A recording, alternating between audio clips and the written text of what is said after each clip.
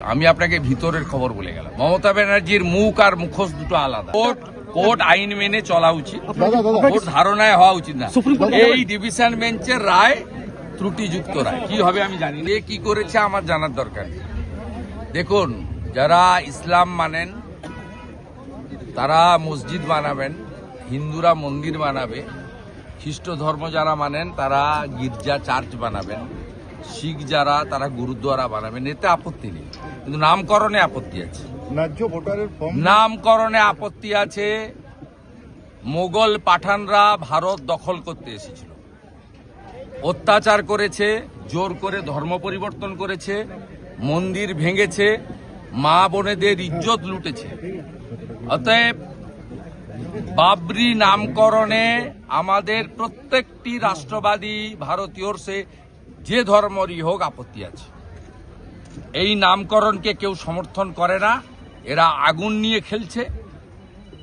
এবং আমি আপনাকে আগাম পূর্বাভাস দিচ্ছি, পশ্চিমবাংলায় হিন্দুদেরকে বোকা বানানোর জন্য লোক দেখানো সাসপেন্ড হয়েছে।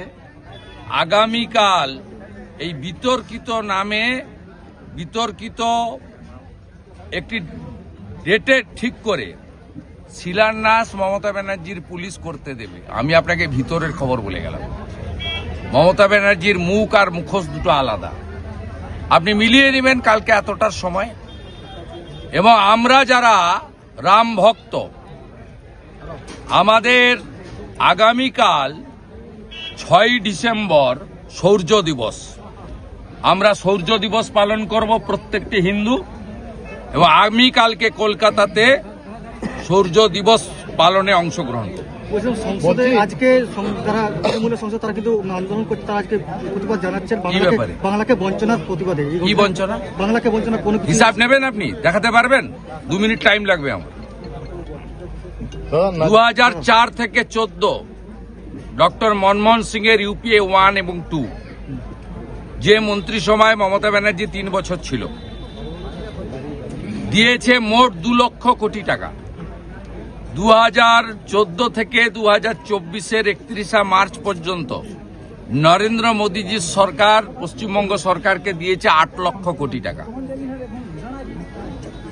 আমি শুধু দুটো স্কিম আপনাকে বলে যাচ্ছি, সময় নেই অতক্ষণ ধরে বলবো না। এক হচ্ছে ইন্দিরা আবাস যোজনা, 2004 থেকে 14 কংগ্রেস ইউপিএ 1 এবং 2 4,664 কোটি টাকা। প্রধানমন্ত্রী আবাস যোজনা 2014 থেকে 2023 পর্যন্ত নরেন্দ্র মোদীজির সরকার পশ্চিমবঙ্গ সরকারকে দিয়েছে 30,000 কোটি টাকা। মানরেগা এত চুরি করেছে, ধরা পড়েছে চোর। 2004 থেকে 14 454 কোটি টাকা। 2014 থেকে 2022 পরে চুরি ধরার পরে তদন্ত চলছে। তদন্ত শেষ হলে, চোরেদের কাছ থেকে টাকা উসুল হলে আবার যথাবিধি নিয়মে প্রকৃত জব কার্ড হোল্ডাররা কাজ পাবেন। ও বিজেপি এলে 100 দিনের কাজ তো দেবেই, 200 দিনের কাজ দেবে। আমরা মোদীজির সরকার দিয়েছে পশ্চিমবঙ্গ সরকারকে 54,000 কোটি টাকা মানরেগা। এরপরে আর আপনি কি করেছেন? 61টা রেল লাইনের জমি দেননি। আলিপুরদুয়ারে পরিবর্তন সংকল্প সভায় নরেন্দ্র মোদী বলেছেন জমি দিন 91,000 কোটি টাকা আমার কাছে আছে, আমি 61টা নতুন rail line, double line, broad gauge line করতে চাই পশ্চিমবঙ্গে। কি করেছেন আপনি? মালদা, বালুরঘাট, পুরুলিয়া, কুচবিহার এয়ারপোর্ট কমপ্লিট করার জন্য প্রয়োজনীয় জমি এখানে ঝররা এই জমি কমপ্লিট করেননি। আপনি কি করেছেন? পশ্চিম মেদিনীপুরের কলাইকুণ্ডায় 37 একর জমি দরকার এয়ারপোর্ট চালুর জন্য, আর্মি এনওসি দিয়েছে, দেননি। হাসিমারাতে 25 একর জমি দিয়ে দরকার, দেননি। আপনি সিপোর্ট বানানোর জন্য ডিপ সিপোর্ট কুলপিতে জমি চেয়েছিল সাগরে, আপনি জমি দেননি। আপনি ভারত সরকারের আয়ুষ্মান ভারত চালু করেননি, পাশে ঝাড়খণ্ড চলছে, ওটা বিজেপি সরকার, এনডিএ সরকার নয়। আয়ুষ্মান ভারত চালু করতে দেননি। আপনি ওবিসি এবং এসসিরা যারা হাতের কাজ করে, কামার কুমার, লোহার, কুম্ভকার, স্বর্ণকার, মালাকার, যারা হাতের কাজ করে, এখানে পুরুলিয়াতে অনেক শালপাতার কাজ করে, কেন্দু গাছের পাতা থেকে কাজ হয়, বেতের কাজ হয়, অনেক অনেক হাতের কুটির শিল্প করে। বিশ্বকর্মা যোজনা গোটা ভারতবর্ষে চালু হয়েছে, 8 লক্ষ পিটিশন পড়ে আছে ডিএম এর কাছে, আপনি চালু করতে দেননি কেন? উত্তরগুলো আপনাদের দিতে হবে, উত্তর দিতে হবে। উজালা 3 কেন চালু করতে দেননি? 400 টাকা কম দামের গ্যাস, মোট 11 কোটি লোক পায় ভারতবর্ষে, তার মধ্যে 1,29,00,000 পশ্চিমবঙ্গের মেয়েরা পায়। উজালা 1-2 দিয়েছিলেন, উজালা 3 যখন নরেন্দ্র মোদীজি আরো 25 লাখ মেয়েকে দিতে চায়, তখন গ্রাহক বিতরণ কেন্দ্রে পিটিশন পড়ে আছে, আপনি ডিএমদের বলে দিয়েছেন রেকমেন্ড করতে না। তাই এসব কথা লোক জানে। এপ্রিলে নির্বাচন, 26-এর নির্বাচন, মমতার হবে বিসর্জন, কিচ্ছু করতে পারবে না। পুরুলিয়ার কোন গ্রামে যুবকরা নেই, তারা উড়িষ্যা, বিহার, ঝাড়খণ্ড চলে গেছে। রেল স্টেশনে গিয়ে ছবি দেখাবেন কি অবস্থা যুবকদের। এই পুরুলিয়া জেলার কোন গ্রামে যুবক নেই, সব চলে গেছে 8-10 হাজার টাকার জন্য বাইরের রাজ্যে, সব রাজ্যে। প্রাথমিক একটা রায় দিয়েছে, সেখানে উচ্চ আদালত প্রাথমিক রায় পরে হবে। পুরুলিয়াতে জল নেই কেন? পুরুলিয়াতে গ্রামে গ্রামে জল নেই কেন? পাহাড় বেচে দিয়েছেন। আগে তো বালি আর কয়লা তো গেছেই, পাহাড়গুলোও বেচে দিয়েছেন।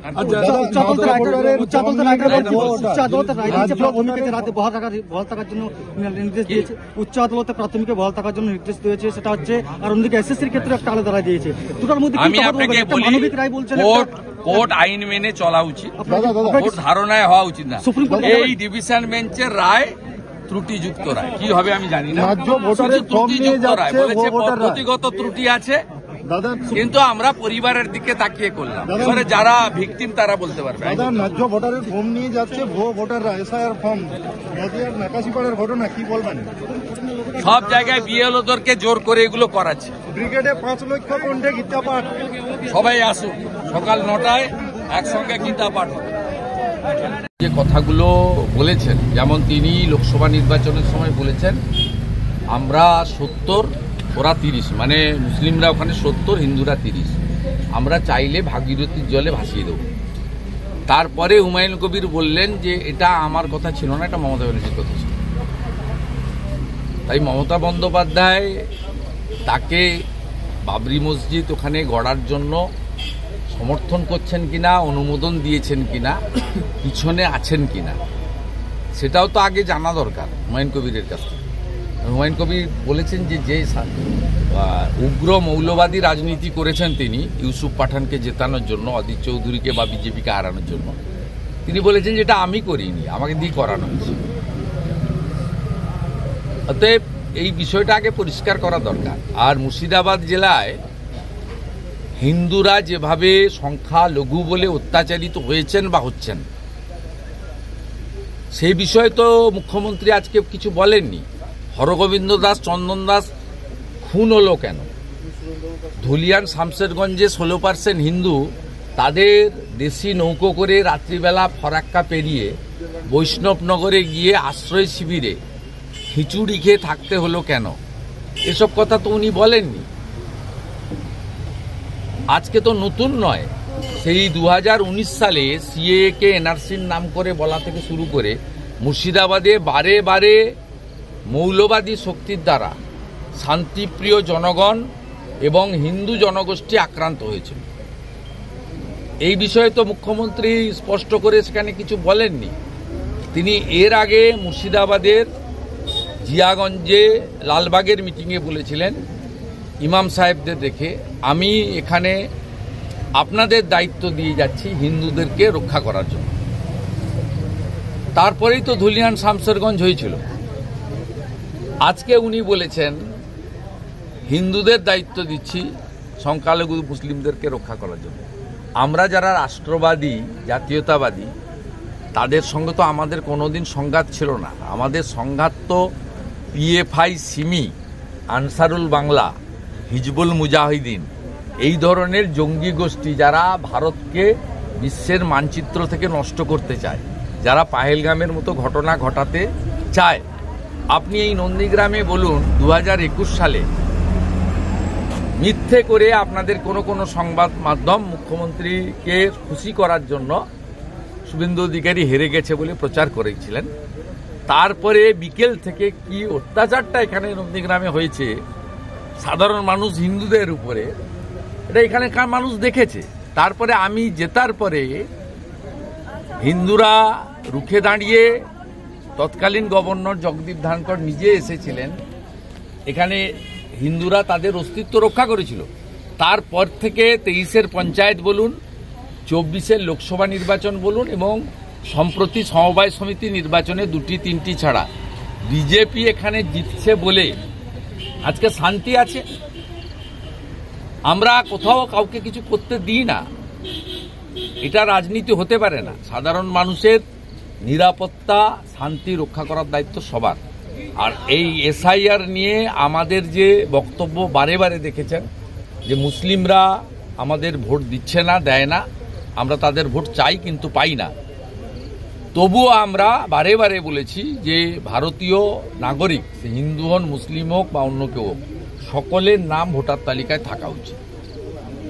আজকে হুমায়ুন কবিররা যে আগুন নিয়ে ওখানে খেলছেন, যেভাবে কিছুদিন আগে বেলডাঙ্গাতে 1 বছর আগে কার্তিক পুজোতে যে ধরনের ঘটনা ঘটেছিল, তার আগে রেজিনগর বেলডাঙ্গা রেল স্টেশন যেভাবে পুড়িয়ে দেওয়া হয়েছিল, যেভাবে 2023-এ রামনবমীর সময় শক্তিপুর রেজিনগরে সাম্প্রদায়িক অশান্তি বা দাঙ্গা হয়েছিল, তারপরে ওইখানে এই ধরনের কাজ করার জন্য যে উদ্যোগ তারা নিয়েছে, এটাতে প্রচ্ছন্নভাবে আমার মনে হয়েছে রাজ্য সরকার এবং তৃণমূল কংগ্রেসের মদত রয়েছে।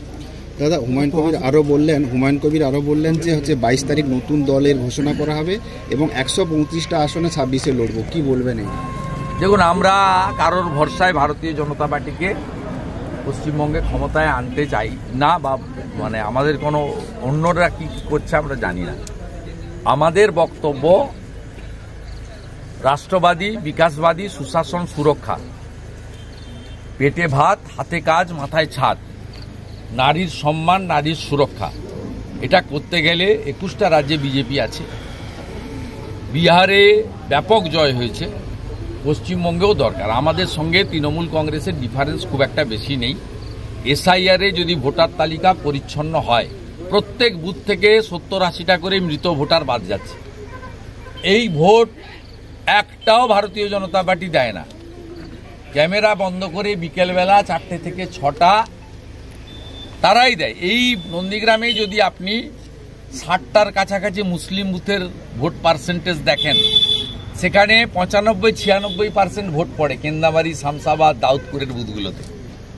হিন্দু এলাকায় কখনোই 80-82%-এর বেশি ভোট পড়ে না। হিন্দু এলাকায় বিজেপির লোক বা হিন্দু নেতৃত্বরা অভ্যস্ত নয় মৃত ভোট, ফলস ভোট দিতে। তাদের আঙ্গুলে কালি লেগে যায় একবারই, সে কালি তারা তোলে না। কিন্তু মুসলিম বুথগুলোতে বিরোধী পক্ষের এজেন্ট না থাকার সুযোগ নিয়ে তারা বিকেলবেলা দরজা খুলে ক্যামেরা বন্ধ করে দেদার ছাপ্পা ভোট মারে। আজকে এই ভোটার তালিকায় যদি সংশোধন হয়ে যায়, একটা কেন্দামারি অঞ্চল থেকে 800টা মৃত ভোট বেরিয়েছে। কি ভয়ঙ্কর অবস্থা এইখানে দাঁড়িয়ে। গড়চক্রবেড়িয়াতে বাংলাদেশি মুসলিম ধরা পড়েছে। শামসাবাদে প্রতিবেশীকে বাবা সাজিয়ে নাম তুলেছে। আরও একটা বুথ পাওয়া গেছে মুসলিম বুথ, যেখানে শ্বশুরকে বাবা বলে ভোটার তালিকায় নাম তুলে দিয়েছে, দাউদপুরে। অতএব এক বিচিত্র ব্যবস্থা। তাই এসআইআর হওয়ার পরে যে নির্বাচন হবে, সেই নির্বাচনে পরিচ্ছন্নতা ভিত্তিতে যদি ভোটার তালিকা তৈরি হয়, তাহলে ভারতীয় জনতা পার্টি ক্ষমতায় আসবে, বিপুলভাবে আসবে। এবং 8200 ভোটে নন্দীগ্রামে আমাদের সাংসদকে আমরা এগিয়ে রেখেছি। এই ভোট আরও বাড়বে, কমার কোনো কারণ নেই। কারণ নন্দীগ্রামের হিন্দু সমাজ জানে, এমনকি শিক্ষিত মুসলিমরাও জানে যে এখানে ভারতীয় জনতা পার্টি অধিকাংশ পঞ্চায়েত, বিধায়ক ইত্যাদি আছে বলে আমরা আর কিছু নাই হই। আমরা হয়তো মাছ ভাত খেতে পাচ্ছি না, নিরামিষ খাচ্ছি, কিন্তু শান্তিতে আছি, অশান্তি নেই। নইলে বিগত দিনে কি অবস্থার মধ্যে এখানকার মানুষজন পড়েছিল, সবাই জানে, ঘরবাড়ি লুট করা থেকে বাইক বাহিনীর দাপাদাপি থেকে শুরু করে নন্দীগ্রাম টাউন ক্লাবে পেট্রোল বোমা দিয়ে আগুন লাগানো হয়েছে। এগুলো নন্দীগ্রামের লোক কখনো দেখেনি। পেট্রোল বোমা মারা হয়েছে, ককটেল মারা হয়েছে। এই জিনিস কারা আমদানি করে? গোকুলনগরে, যেখানে একটাও সংখ্যালঘু মুসলিম বসবাস করেন না, সেখানে পর্যন্ত বাইক নিয়ে গিয়ে তেখালি বাজারে 3টা হিন্দুর বাড়ি লুট করে আনা হয়েছিল। এইসব লোক ভুলে যায়নি, অত সহজে ভুলার জিনিস নয়। দেবব্রত মাইতি বা রথিবালা আড়ির মৃত্যু, অত্যাচার অত সহজে মানুষ ভুলতে পারবে না। তাই এখানকার মানুষ আমাদের সঙ্গে আছে, বাংলার মানুষও আমাদের সঙ্গে আসবে। নন্দীগ্রাম পথ দেখিয়েছে, 21-এ নন্দীগ্রামের দেখানো পথে 26-এ গোটা পশ্চিমবাংলা হাঁটবে, এই বিশ্বাস আমার আছে। দাদা, তোহা সিদ্দিকী বলছেন মমতা বন্দ্যোপাধ্যায় সাপ হয়ে কামড়াচ্ছেন, আবার ওঝা হয়ে ঝাড়াচ্ছেন। একটু দেরি করে বুঝলেন। কলকাতায় ওয়াকফ অ্যামেন্ডমেন্ট বিল কার্যকর হওয়ার পরে উম্মিত পোর্টালে ওদের যে প্রপার্টি, ওয়াকফ প্রপার্টি, সেই প্রপার্টিকে তারা পোর্টালে আপলোড না করার ফলে পশ্চিমবাংলায় যে 80,000 ওয়াকফ প্রপার্টি আছে বলে বলা হচ্ছে, অনেকেই উম্মিত পোর্টাল কমপ্লিট করতে পারবে না। কারণ 46টা যে কাগজ, সেই কাগজ তারা সংগ্রহ করতে বা জোগাড় করতে বা দিতে পারবে না। তাই মমতা বন্দ্যোপাধ্যায় হিন্দুদের তো ক্ষতি করেইছেন, সর্বস্তরে ক্ষতি করেছেন, সেটা হিন্দুরা জানে। মুসলিমদেরও ক্ষতি করলেন। 5 মাস আগে ভারতবর্ষের সব রাজ্যে ভারত সরকারের ওয়াকফের উম্মিত পোর্টালে তাদের যে প্রপার্টি রয়েছে, মুসলিম প্রপার্টি বা ইসলামিক প্রপার্টি, তাদেরকে আপলোড করার কথা বলা হয়েছে। 46টা ডকুমেন্ট সহ সব রাজ্য করেছে, এমনকি নন বিজেপি রাজ্য যারা আছে, কেরালা, তামিলনাড়ু, তারাও করেছে। পশ্চিমবঙ্গে মমতা ব্যানার্জি বলেছিল, আমি এই রাজ্যে এটা করতে দেব না। তাই পশ্চিমবঙ্গে পরে ঠেলায় পড়ে 27 নভেম্বর নোটিফিকেশন করে বলেছে 5ই ডিসেম্বরের মধ্যে করতে হবে। ইমাম অ্যাসোসিয়েশনের নেতা বাকিবুল্লাহ ভাইরা এখন আবেদন করেছে বিজেপি, কেন্দ্রের বিজেপি সরকারকে, যে সরকারকে তারা বলে সাম্প্রদায়িক সরকার, যে আপনারা 5 তারিখটা এক্সটেন্ড করুন, বাড়ান, নইলে আমরা উম্মিত পোর্টালে আমাদের যে প্রপার্টি রয়েছে সেই প্রপার্টিকে আমরা আপলোড করতে পারবো না। তারাই আবেদন করেছে। আবেদনের কপি আমি নিজে আজকে দেখেছি, পেয়েছি। স্বাভাবিকভাবে আজকে পশ্চিমবাংলায় মুসলিম সংগঠন বা মুসলিম প্রপার্টির যারা দায়িত্বে আছেন, তারা বিজেপি পরিচালিত নরেন্দ্র মোদীজির সরকারের দ্বারস্থ হচ্ছেন, আর মমতা বন্দ্যোপাধ্যায় তাদেরকে ঠকিয়েছেন। আজকে 5 মাস আগে বললে তাদের যত মসজিদ, মাদ্রাসা, গোরস্থান যা যা ছিল সেগুলো তারা আপলোড করতে পারত। তাই মমতা ব্যানার্জিকে বিশ্বাস করার জন্য জাল আর গামছা দুটাই গেছে।